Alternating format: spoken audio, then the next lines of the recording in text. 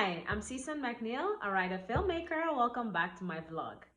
Plugging in my third book once again. If you haven't gotten a copy, what are you waiting for?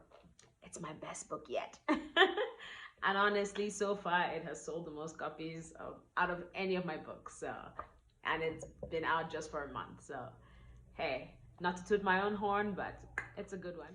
I think what people like the most about it is that it's a collection of 9 short stories, and each of the stories are, bite sizes. They're easy to read and a quick read. One of the gimmicks I learned living in Africa, a lot of Africans don't enjoy reading. So I think it's just because this is in bite-sized form, so it's more appealing to most people. DM me and purchase your copy. There's an ebook version of the book available, so DM me for your copy, whether ebook or hard copy. The hard copy sells for 300 Rand, 10,000 Naira, $16. The ebook sells for 150 Rand, 10,000 Naira, and $10.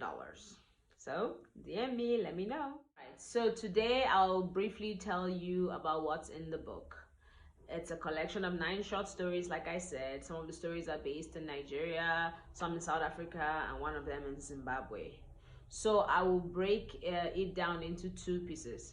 So some of the stories are linked to each other, the others are standalone. So in today's segment, I'll briefly just give you a taste of each of the standalone stories, and next week I'll talk about the stories that link to one another.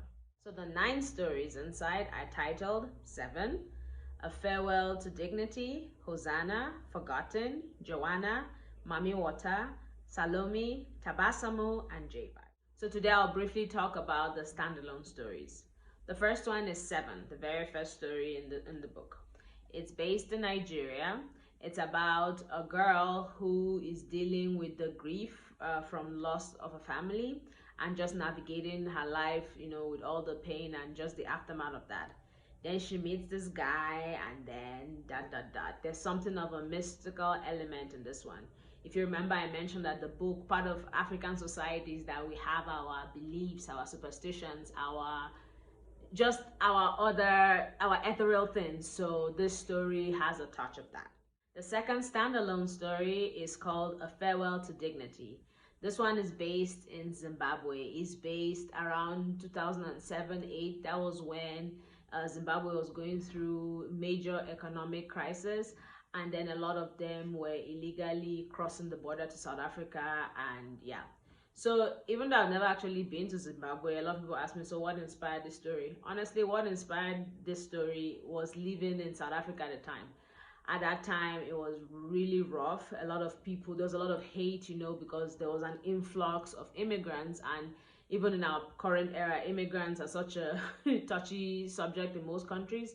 But honestly, that period I felt for a lot of Zimbabweans. The news was just sad, sad, sad, of the horrific things people had to go through to cross the border and just all that stuff. So it follows my main characters as they try and navigate that journey. It's a good one. The next standalone story is titled Forgotten. So Forgotten is based from the white South Africans' point of view, specifically the poor white South Africans' point of view. It takes place in a place called Coronation Park. So Coronation Park in the 80s, back when apartheid was still a thing in South Africa, it was a white-only park, blacks were not allowed. And now Coronation Park is one of the biggest squatter camps in Johannesburg, and specifically for white refugees. So a lot of, since apartheid ended, and there's been a rise in black economic empowerment, a lot of, especially the poor, uneducated white people fell into the cracks of society.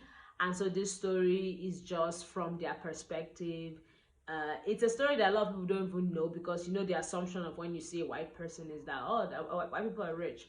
Then it's crazy to see extreme cases of white poverty and homelessness and all that. So this story touches on that. It follows 2 young boys and how they just navigate that world, the world that they were born into, and we just see the world from their own eyes. The next standalone story is called Mami Water.